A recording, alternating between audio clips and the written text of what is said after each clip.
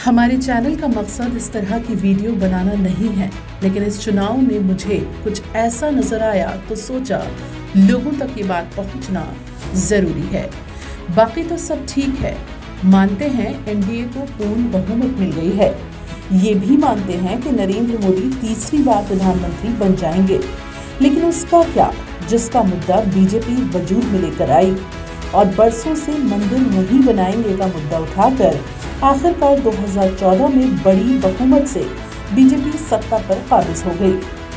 2024 के लोकसभा चुनाव से ऐन पहले अयोध्या में राम मंदिर बनाकर उत्तर प्रदेश के वोटर्स को साधने की कोशिश की, लेकिन अफसोस कि कामयाब ना हो सकी और उत्तर प्रदेश में बीजेपी को जो नुकसान हुआ सो हुआ।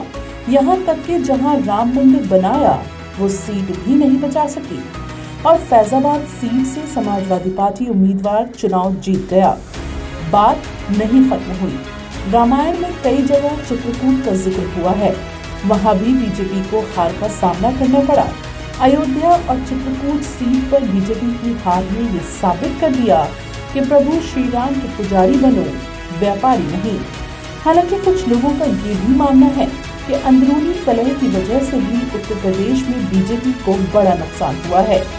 बहरहाल यूपी में ये नुकसान के पीछे योगी बाबा का खेला है या कोई और वजह है, ये तो बीजेपी मंथन करे, लेकिन इस चुनाव का बाजीगर बनकर राहुल गांधी उभरे हैं। अयोध्या और चित्रकूट की सीट से बीजेपी को सीख लेने की जरूरत है, तो ऐसे ही मुसलमानों को बिहार की सिवान सीट पर जो आंकड़े आए हैं उससे बहुत कुछ सीखने की जरूरत है। दरअसल सीवान सीट से शहाबुद्दीन की पत्नी हिना शहाब आजाद उम्मीदवार के तौर पर चुनावी मैदान में थीं, लेकिन अफसोस उनको हार का सामना करना पड़ा और शिकस्त की वजह कुछ और नहीं बल्कि आरजेडी है, क्योंकि उस सीट पर आरजेडी ने भी अपना उम्मीदवार उतार दिया था। हालांकि शहाबुद्दीन की आरजेडी और लालू परिवार प्रति वफादारी और मेहनत किसी से छिपी नहीं है। हिना शहाब चुनाव 92,000 वोटों से हारी, जबकि आरजेडी के उम्मीदवार को करीब 2 लाख वोट मिले और वो तीसरे नंबर पर रहे। आंकड़ों से साफ है कि खुद को मुसलमानों की खैरख्वाह बताने वाली आरजेडी ने हिना शहाब का वोट काटा और बीजेपी को फायदा पहुंचाया। मुसलमानों को सोचना चाहिए कि सियासी पार्टियों के पैतरों से सावधान रहें।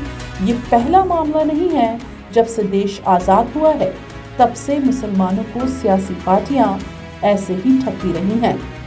अब भी न समझे मिट जाओगे मुसलमानों, तुम्हारी दास्तान तक न होगी दास्तानों में।